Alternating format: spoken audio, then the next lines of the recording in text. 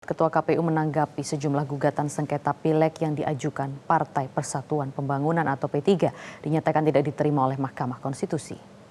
Ditemui awak media usai pembacaan putusan dismisal di MK pada Selasa malam, Hashim menilai upaya P3 untuk lolos ke Senayan melalui gugatan MK nampaknya tidak bisa tercapai. Ia pun menyoroti salah satu gugatan P3 yang tidak diterima oleh MK, yaitu di daerah Jawa Barat. Di mana menurut Hashim ada 19 kabupaten kota di Jawa Barat yang dinyatakan tidak bisa lanjut ke pemeriksaan pembuktian. Itu ada 19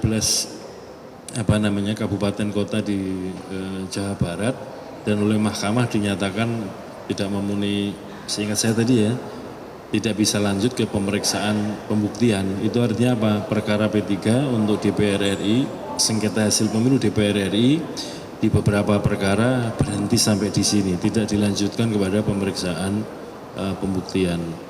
Sehingga konsekuensinya ikhtiar dari P3 melalui jalur Mahkamah Konstitusi untuk mencapai perolehan suara minimal batas untuk parliamentary threshold 4%, rupa-rupanya tidak dapat tercapai karena putusan dismisal menyatakan sejumlah perkara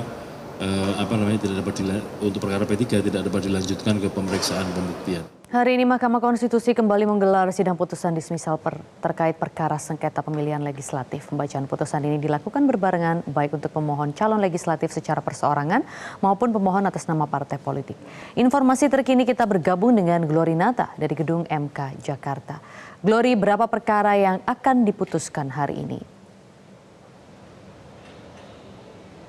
Ya, Mari dan juga pemirsa, kalau kita lihat selama kurang lebih 2 hari ini, yaitu kemarin dan hari ini, dari MK sendiri menggelar putusan dismisal yang mana Hakim MK memilih perkara mana saja yang akan dilanjutkan ke tahapan selanjutnya atau tidak. Dan memang untuk putusan dismisal ini sudah melalui tahap rapat permusyawaratan hakim, yang mana hakim memeriksa kelengkapan syarat formil. Jika nanti suatu perkara ini dinyatakan lolos, maka akan lanjut ke persidangan pembuktian. Namun jika tidak, maka akan berhenti di hari ini, yaitu di putusan selah. Dan hari ini sendiri akan ada sekitar 155 kasus PHPU Pileg yang akan dibacakan putusannya. Kalau kita melihat kemarin, ini sudah dibacakan 103 kasus, sehingga hari ini adalah sisanya, yaitu sekitar 52 perkara lagi yang akan nantinya dibacakan oleh pihak Hakim MK. Dan tadi sidang udah dimulai sejak pukul 8 pagi. Kalau kita melihat dari Partai Nasdem sendiri yang beberapa daerah sudah dibacakan, diantaranya dari Bangka Belitung dan juga Sulawesi Selatan, dan juga dari beberapa partai-partai politik di beberapa daerah pemilihan seperti misalnya Papua Selatan, Bangka Belitung, Jakarta, Sulawesi Utara hingga Jambi. Dan kalau untuk Partai Nasdem sendiri, perkara yang menempatkan Partai Nasdem sebagai pihak pemohon yang lanjut ke proses persidangan pembuktian, ini ada 13 perkara dari 7 provinsi atau dari 7 daerah. Kemudian untuk Nasdem, Partai Nasdem sebagai pihak terkait yang lolos perkaranya masuk ke persidangan pembuktian, ini ada 8 daerah pemilihan. Dan kalau kita lihat kemarin, Maria dan juga pemirsa, dari pihak P3, ini Hakim MK sepakat menolak 13 permohonan dari Partai P3, memang tidak bisa dilanjutkan ke tahapan pembuktian. Misalnya dari yang kami sorot adalah dari daerah pemilihan Sumbar 1 dan juga Sumbar 2, yang mana Hakim MK kemarin ini malah mengabulkan atau menyetujui eksepsi ataupun keberatan dari pihak Komisi Pemilihan Umum dan menilai eksepsi dari P3 ini dinyatakan kabur atau tidak jelas.